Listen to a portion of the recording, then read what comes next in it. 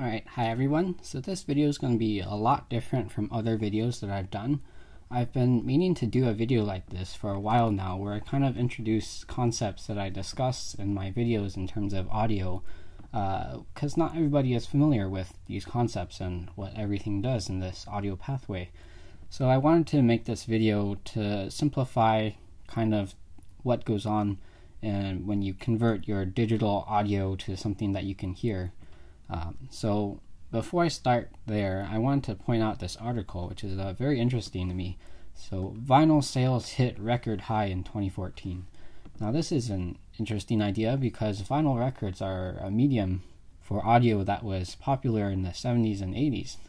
Not so much nowadays, until I saw this article. So it was really weird to me because I'm so used to seeing digital audio everywhere. You've got things like Spotify, iTunes, Amazon MP3, etc., etc. And these are all digital audio streaming websites or music downloads. So it's interesting for me to hear now vinyl's coming back. But that's a whole different thing. So let's go back to digital audio, which is what we're kind of familiar with. So first of all, what is digital audio? Well, digital audio is pretty simple. It's all the music files you have on your computer and how you get that to your ears. So on your computer you have, MP3 files you get from Amazon MP3. You might have some AAC files from iTunes. You might have some FLAC files, which you see a lot on like Bandcamp, or maybe you rip some CD that you have at home. Or you might have a WAV file, which is also another audio file kind of format, just like FLAC, and it's also used in studios a lot. And then you have a whole different format called DSD, and this is a very special digital audio format. I'm not going to discuss it in this video, but it's just another digital format for music. So all of these files that you have on your computer, they're all zeros and ones. And they all take up some space, maybe 20 megabytes or something. So these zeros and ones are not actually what our ear hears. What we do hear are sound waves. So these sound waves get pushed into your ear, and then your ear goes through a process so that you can actually understand what those airwaves mean. And so how do we get from this digital data of zeros and ones to this sound pressure that we hear in everyday life? This whole process is called digital audio, and a lot of what the audiophiles in today's modern era do is spend a lot of money on making sure that this pathway is very clean, and so that we can get the best possible audio quality out of the headphones or speakers or whatever we're listening to. So let's start off with the very basic things of getting this digital data over to here, to our ears. Alright, so our computer, our phones, our tablets, everything pretty much nowadays has digital audio. So let's start off with a very basic example. So here's kind of a computer, and let's say your MP3 files are stored on this computer. Your computer actually has to transport this data to a different module in the chain, and this module I will represent as a box outside of it, but it can be within as well. So this box, these zeros and ones get transported to this box. So the computer in this case is called the transport.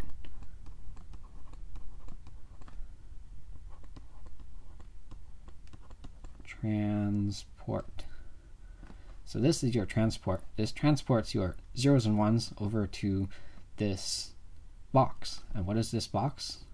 I will call this box a DAC. What is a DAC? DAC is a digital to analog converter. So it converts your digital data that you got from your transport to an analog signal, which is a continuous waveform like that. So you get these zeros and ones that are very discrete in time. It's either 0 or 1, not both, and it's sampled at very specific times, which is the sampling rate you see, which is like 44.1 for a CD kilohertz.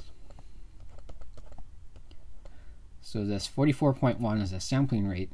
That's a discrete signal. It is sampled every X milliseconds or microseconds or whatever. And that gets converted into this continuous waveform. So this is continuous. There are no discrete points in the signal. It's all one continuous wave. So that is what the DAC does. It's a very important part for this process of getting our zeros and ones to our ears. So it converts those zeros and ones to this continuous waveform. Now technically you could just plug in your headphones or speaker into the DAC, but it probably won't sound as good. And for that is why we have another box in this chain.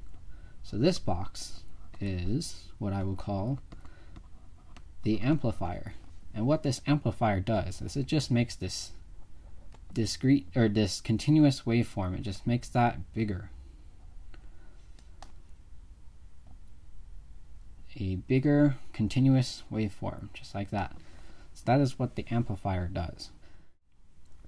It will also provide more power to drive your headphones or speakers, which is the next thing in the chain. So I will just represent this as a headphone, just like that. So this headphone will be able to use this continuous sinusoidal wave, which is voltage or current. And basically that voltage or current from your amplifier goes into this headphone, where the speaker diaphragm inside the headphone will utilize that, and that will make sound waves, what we want. So yes, these sound waves are the same as these sound waves. So now we've got this process of getting our zeros and ones to our ears as sound waves. So we got the zeros and ones from the transport, go through the DAC to get this continuous sinusoidal wave. Then we go through an amplifier to provide more power output and voltage swing. And then we get that to our diaphragm, our speakers, our headphones, and we get these sound waves. Alright, so that's digital audio in a nutshell. This is a very quick and simplified version of what you would see in digital audio.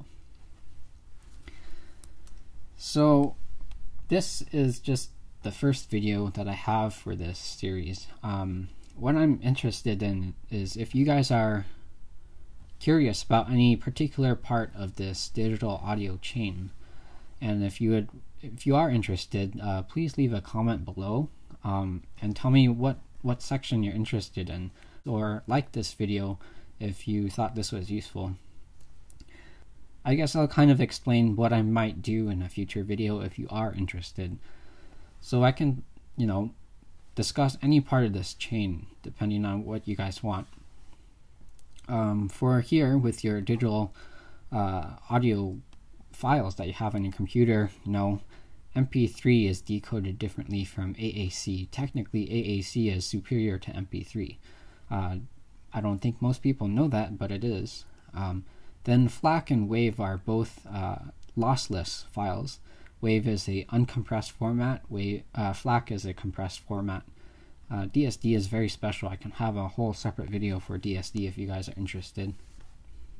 And then on the other side of the spectrum, our ear here, we hear things differently depending on the shape of your ear, what goes inside your head, and kind of the nerve cells and hair cells that you have that converts this sound pressure wave into electrical signals that your brain can interpret. So I can kind of explain the biological side of how we hear things as well. In terms of the specific chain here, I can talk about the transport, which is kind of important for digital audio as well, even though you might not think about it. Depending on your operating system, whether it's OS X or Linux or Windows, you can have a different transport pathway. So in OS X, you have something called core audio, which is a very optimized pathway for audio, and only certain media players have it. Similarly, with Windows, there's the Wasapi pathway, there's also ASIO, and specific drivers are required for ASIO. Media players are not all the same. So if you have a media player like VLC, for example, which is a very nice media player, it's free, everybody can download it, it's available for Windows, Mac, and Linux, but it's not quite optimized for audio, and that's where something like FooBar in Windows or Audirvana Plus on Mac kind of have their specialty, is that they optimize the transport pathway so that you can get the best audio out of your zeros and ones to your DAC. Speaking of the DAC, I can talk about that as well. There are different DAC technologies out there.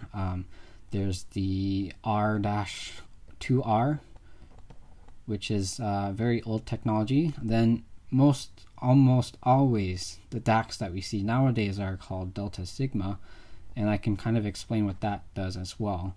So the difference in DAC technologies have a different way of converting your digital data into an analog signal. And then we have the amplifier as well. The amplifier is important to get correct current and voltage to your headphones or speakers. And so I can talk about different amp topologies as well. You've got your famous tube amps that a lot of people back in the day had for their electronics. Kind of mostly a niche product for audio. But they're a cool technology. They use a heated tube, and they have electrons that get excited, and that amplifies your signal. Whereas most all amplifiers pretty much nowadays, whether it's in your iPhone or your tablet or computer, they use a operational amplifier, which is kind of a box that does some magic and it amplifies your signal, and it goes on your PCB inside the circuit board. So there are different classes of this op-amp as well. There's Class A, Class AB, Class B, and Class D. All of those are different in terms of what they do, but they have the same goal of amplifying this signal. And lastly, we have the driver itself, the diaphragm. So you can have different speaker diaphragms. I already covered electrostatic speakers with my Stacks review, so I kind of do a basic introduction of the electrostatic driver there. For the speaker world, you have the Martin Logan speakers, which are a very famous electrostatic speaker brand. You also have planar magnetic headphones, which are famous for Odyssey brand or Hi-Fi Man, or more recently Oppo Digital. And then for the speaker world, we have the Magnepon planar magnetic headphones, which are very famous, well-known planar magnetic speaker. And I can also do in-ear earphones as well. So in-ear earphones have very small drivers, and your iPhone came with some in-ear earphones. The EarPods, which actually use a paper diaphragm, if you didn't know that, that's pretty interesting.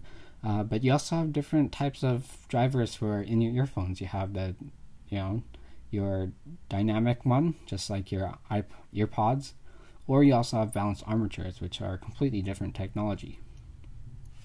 But yeah, if you guys want more information about how audio works, let me know. I enjoyed this, so thank you for watching, and hopefully I'll see you guys soon.